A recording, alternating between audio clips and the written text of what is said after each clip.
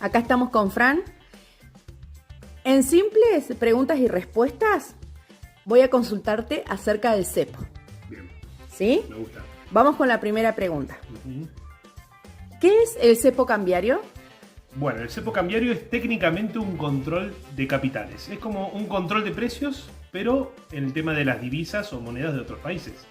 El cepo, por ejemplo, en la antigüedad se llamaba a los grilletes con las que, por ejemplo, personas que trabajaban en el ámbito de seguridad se llevaban preso a la gente que encontraban y los encepaban, como cadenas o grilletes. Es lo mismo que hace el gobierno, nada más que para evitar sobre tu voluntad, digamos, decidir, mejor dicho, sobre tu voluntad, qué comprar y qué no comprar en cuanto a monedas de otros países, por ejemplo. Eso es el cepo. ¿Por qué se implementa el cepo? Y el cepo es hijo del déficit fiscal. En realidad ese control fuerte de moneda viene dado porque por algún lado hay una fuga o una pérdida, en este caso el Banco Central de la República Argentina, que la tiene que subsanar cortando de alguna manera el tráfico de todo el capital en pesos hacia la moneda, en este caso que eligen los argentinos siempre, que es el dólar. ¿A quiénes afecta el cepo? El cepo nos afecta a todos los argentinos que estamos dentro de la economía o que somos parte del PBI de la Argentina, es decir, desde el primero y el último.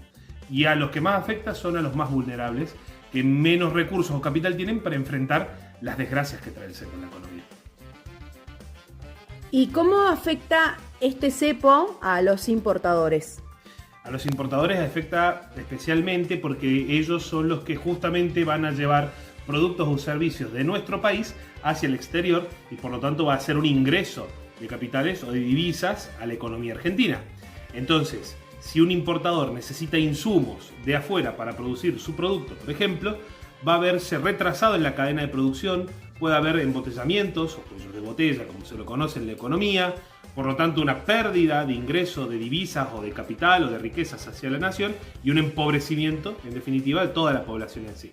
Pero a los importadores afecta más especialmente porque incurren muchas veces en deuda, como por ejemplo fue el último sistema CIRA, implementado por Sergio Massa, el ministro del último pésimo gobierno de Alberto Fernández, que hizo generar una deuda o un pasivo de 50.000 millones de dólares para la nación argentina. Bien, basado en la historia de nuestro país, ¿el cepo ayuda a la economía? Basado en la historia no solamente de este país, sino por 4.000 años que hay estudios económicos hechos, los cepos o los controles de precio o de capitales siempre fallan y generan todo lo contrario a lo que querían o para lo que nacieron, que era justamente para evitar perder riquezas. Es decir, no funciona porque siempre trae aparejado pobreza, indigencia, ¿sí? Y falta de capital que apareja una caída en el salario real de cada persona y en el poder adquisitivo de todos nosotros. ¿Qué consecuencias tiene el cepo sobre los precios entonces? Bueno, el cepo justamente, al ser un control de precios, en este caso de capitales, ¿no es cierto? Y un control de divisas, apareja de que los precios se ven alterados porque hay un ruido gigantesco en donde tanto empresas de afuera que quieran venir a invertir a Argentina digan no voy a poder retirar mis ganancias, o empresas nacionales que quieren realmente estar generando sus beneficios aquí en este país también se ven entorpecidas y por lo tanto los precios siempre tienden a corregirse de una manera casi diaria por el hecho de que se genera un fenómeno que los argentinos conocemos muy bien, que es el de la inflación o en casos más graves y extremos la hiperinflación. Bien, el gobierno de Javier Milei planea eliminar el cepo. Perfecto, sí, el gobierno de Javier Milei no solamente lo ha anunciado en sus campañas, sino también que es una columna es parte de la columna vertebral del pensamiento de un verdadero liberal libertario y piensa en eliminar el cepo.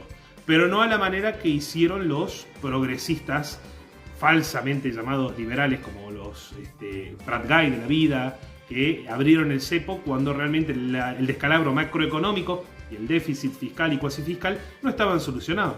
Nosotros en el momento que estamos viviendo, a enero de 2025, llevamos casi 13 meses en donde el superávit se ha conseguido no solamente en el ámbito fiscal, sino también en el comercial, y por ende la apertura del cepo no solamente está cerquita en el horizonte, cuando se terminen de cancelar diferentes tipos de obligaciones negociables que había en la parte financiera y de desregular un poco más, sino que también va a ser definitivo y para siempre, no para que a los 4 años volvamos a estar, ya sea con un kirchnerismo o con un control de precios o cepo nuevo, como lo volvió a colocar Macri al final de su mandato, ¿no?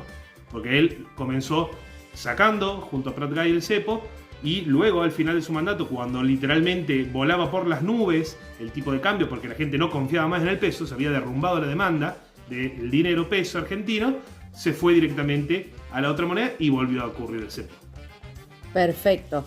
¿Qué beneficios entonces va a traer la apertura del cepo para el ciudadano común y también para la persona que quiere comerciar afuera del país, etcétera? Bueno, si el cepo se abre, vamos a tener todos más libertad de poder nosotros no solamente comerciar, sino relacionarnos entre todos de una forma mucho más tranquila y menos burocrática, sin tener que pedirle permiso a un burócrata, justamente, de turno. Además, lo que nos va a traer es un crecimiento exponencial de lo que es el PBI, el Producto Bruto Interno, ya sea a nivel general y per cápita, es decir, por cada persona que vive y es económicamente activa en el país. Y por ende, al final de todo, el control, al no estar, las empresas de afuera van a ver un lugar o un país mucho más apetecible para que sus inversiones rindan o el beneficio de su capital dé más, y por lo tanto va a generar un aumento mejor en la mejora de los salarios en términos reales, en aumento en la cantidad de la oferta laboral y en una disminución y eliminación por completo de la inflación. Perfecto, en 8 simples preguntas logramos despejar muchas dudas para aquellos que no entendemos. Gracias. Y por sobre todo, para que las cucas nunca te puedan decir nada. ¡Abrazo!